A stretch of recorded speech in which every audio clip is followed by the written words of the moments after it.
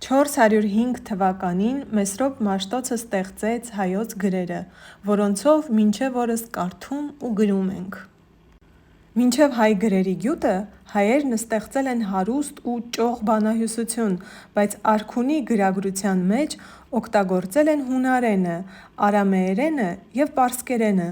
Անշուշտ գոյություն են ունեցել նաև նախամեսրոպյան գրեր և գրականություն, սակայն դրանք կենտրոնացած լինելով Մեհյաններում և սահմանափակ կիրառվելով, քրիստոնեությունը պետական կրոն հռչակելու շրջանում հեթանոսական մյուս արժեքների հետ ոչնչացվել էին։ Մեսրոպ Մաշտոցը ծնվել է Տարոն գավառի Հացեք կամ Հացեկաց գյուղում 361 թվականին։ Մեսրոպ Մաշտոցը երիտասարդ հասակում ստանում է հունական և ասորական փայլուն կրթություն, ապա գալով Վաղարշաբաթ ծառայության է անցնում Հայոց արքունիքի դպրատանը։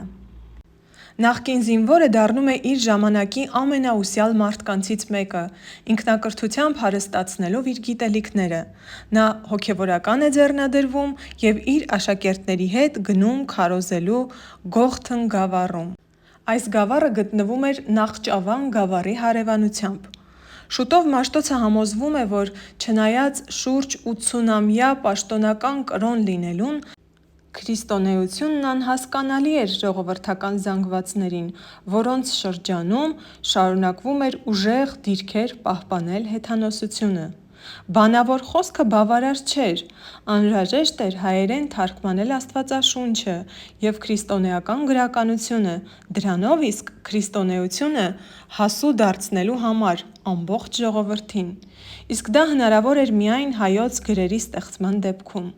Հայոց այբուբենի ստեղծումը, բացի քրիստոնեական դավանանքը քարոզելուց, անհրաժեշտ էր նաև հայոց բազմադարյա բանահյուսության գոհարները, ժողովրդական վեպերն ու երգերը և այլ ստեղծագործությունները գրի առնելու համար։ Քաջ գիտակցելով, որ այդ մեծ գործն իրականացնելու համար անհրաժեշտ է հայոց կաթողիկոսի և թագավորի աջակցությունը, Մաշտոցը առժամանակ թողնելով քարոզչությունը վերադառնում է Վաղարշաբաթ։ Այստեղ նա համոզվում է, որ կաթողիկոս Սահակ Պարթևը նույնպես մտածում է հայոց գրեր ստեղծելու մասին։ Վռամշապուհ արքայի աջակցությամբ նրանք բերել են տալիս այսպես կոչված դանիելյան հայկական գրերը և շուտով համոզվում են, որ այդ գրերը չեն համապատասխանում հայերենի հնչյունական համակարգին։ Հայոց գրերը ստեղծելու նպատակով Մաշտոցն իր աշակերտների հետ ճամփա է ընկնում ասորիքի Ամիդ, Եդեսիա և Սամոսատ քաղաքները,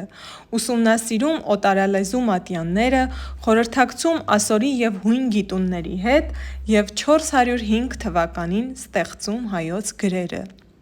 Մաշտոցի ստեղծած այբուբենի 36 տառերը լիովին արտահայտում էին հայերենի հնչյունական համակարգը։ Այբուբենն այնքան կատարյալ էր, որ գործնականում առանց փոփոխության օգտագործվում է մինչև այսօր։ Դեռևս ասորիքում Մաշտոցն ու նրա աշակերտները սկսում են թարգմանել Աստվածաշնչի որոշ հատվածներ,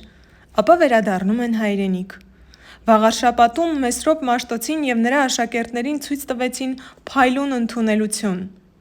Մեծ լուսավորչին դիմավորելու համար ընդառաջ գնաց Վռամշապուհ թագավորը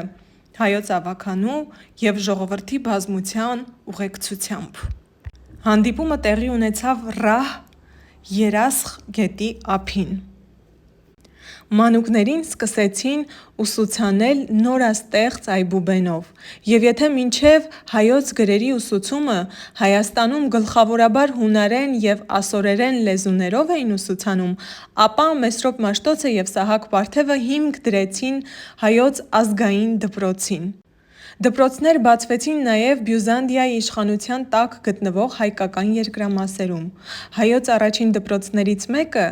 հայոց արևելից կողմերում բացվեց Ամարասի վանքում։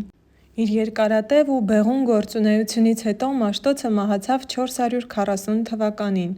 և թաղվեց Ամատունիների տոհմական կալվածք Օշական գյուղում։ Նրա գերեզմանի վրա սկզբում մատուռ, այնուհետև եկեղեցի կառուցվեց, որոնք դարձան հայ ժողովրդի ուխտատեղիներ։ Դրանից մի փոքր առաջ իր մահկանացուն էր կնքել նաև նրա հովանավոր և գործերի օգնական կաթողիկոս Սահակ Պարթևը։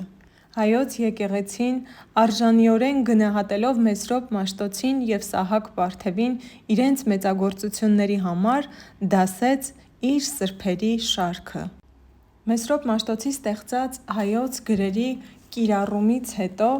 հայոց մշակույթը սկսեց էլ ավելի զարգանալ։ Ամենուրեք բացվեցին նոր դպրոցներ, նոր այբուբենով մանուկներին ուսուցանելու համար։ Նախկին դպրոցներում, որտեղ երեխաներին ուսուցանում էին ասորերեն կամ հունարեն լեզուներով, ուսուցումն սկսեց տարվել հայերենով և իհարկե նոր գրերով։ Ի տարբերություն հեթանոսության շրջանի, երբ մեհենագրերի կիրառությունը կենտրոնացած էր միայն սրբատեղիներում,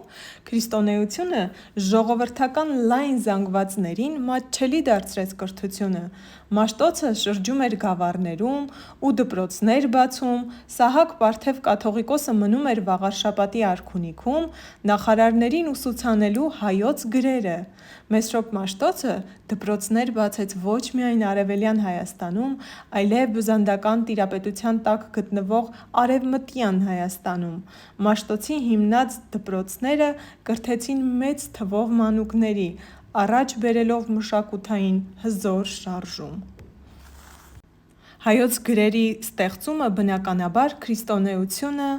ավելի մատչելի դարձրեց շատերի համար։ Իր հերթին հայոց գրերի կիրառությունը մեծապես օգնեց ժողովրդի մեջ քրիստոնեության տարածմանն ու նրա վարդապետության քարոզչությանը։ Հայոց գրերի ստեղծումից հետո զարկ տրվեց նաև թարգմանական գրականության զարգացմանը։ Մեսրոպ Մաշտոցն ու Սահակ Պարթևը իրենց աշակերտների հետ ձեռնամուխ եղան Աստվածաշնչի հիրավի փայլուն թարգմանությանը, այնուհետև սկսեցին թարգմանել հին աշխարհի նշանավոր շատ հեղինակների գործեր։ Գրաբարը, որը խոսակցական լեզու էր այրարատում, ավելի մշակվեց, հղկվեց և հետագայում իրավամբ վաստակեց ոսկեդարյան լեզու անունը։ Թարգմանական գրականության ըստ ամենայնի զարգացումը զարկ տվեց նաև հայոց լեզվով ազգային պատմագրության և գրականության զարգացմանը։ Անկախ պետականությունը կորցնելուց հետո հայոց գրերի գյուտը դարձավ հայությանը միավորող հզոր միջոց։ Հինգերորդ դարը դարձավ հայ մշակույթի զարգացման ոսկեդարը։ Եթե հավանեցիք տեսանյութը, բաժանորդագրվեք իմ ալիքին, այնտեղ դուք կգտնեք բազմաթիվ հետաքրքիր տեսանյութեր։